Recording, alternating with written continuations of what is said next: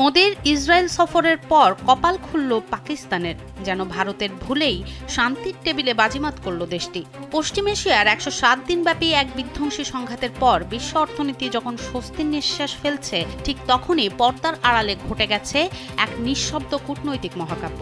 তবে এই নাটকের আসল চমক রণাঙ্গনে নয়, বরং দক্ষিণ এশিয়ার দুই চিরপ্রতিদ্বন্দ্বী নয়াদিল্লি ও ইসলামাবাদের ঘরে। এনডিটিভিতে প্রকাশিত ভারতীয় রাজনীতিক শশী থারুরের এক বিস্ফোরক নিবন্ধে উঠে এসেছে এই বদলে যাওয়া ভূরাজনীতির অন্দরমহল।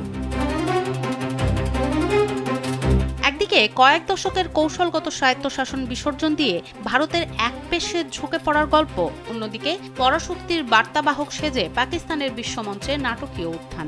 এক লাইটেই নিশ্চিন্তে চলে দিনের পর দিন।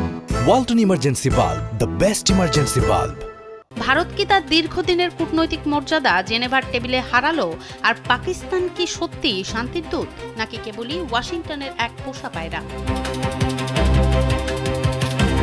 যুক্তরাষ্ট্র ও ইরানের মধ্যে ৬০ দিনের শান্তি চুক্তির রূপরেখা তৈরি হলেও এই যুদ্ধ ভারতের কূটনীতিতে এক গভীর ক্ষত রেখে গেছে। দীর্ঘকাল ধরে ভারত মধ্যপ্রাচ্যে যে সুনিপুণ বহু জোটনীতি বজায় রেখেছিল, এবার তাতে চির ধরেছে। যুদ্ধের ঠিক আগে তেল আবিবে মোদির ইসরায়েলি প্রধানমন্ত্রীর সাথে সাক্ষাৎ সেই নিরপেক্ষতায় বড় দাগ ফেলে। ফলে তেহরানের কাছে বিশ্বাসযোগ্যতা হারিয়ে জেনেভার শান্তি আলোচনার মূল মঞ্চটি ভারতের হাতছাড়া হয়ে যায়। জেনেভার মর্যাদাপূর্ণ শান্তি আলোচনার টেবিলটি ভারত নিজের অজান্তেই তুলে দিয়েছে চিরশত্রু পাকিস্তানের হাতে।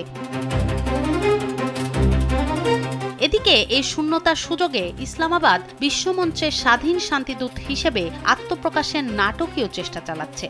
তবে তাদের নিরপেক্ষতার আসল গোমর ফাঁস হয়ে যায় ওয়াশিংটনে খসড়া করা একটি বিবৃতিতে অসাবধানতাবশত প্রধানমন্ত্রীর জন্য খসড়া শিরোনামটি থেকে যাওয়ায়। মূলত অভ্যন্তরীণ অর্থনৈতিক ও রাজনৈতিক সংকটে জর্জরিত পাকিস্তান কোনো নিরপেক্ষ সালিশকারী ছিল না। দেশটি ওয়াশিংটনের প্রতি চাটুকারিতা করে পরাশক্তির কৃপা পাওয়ার চেষ্টা করেছে বলে দাবি শশী থারুরের।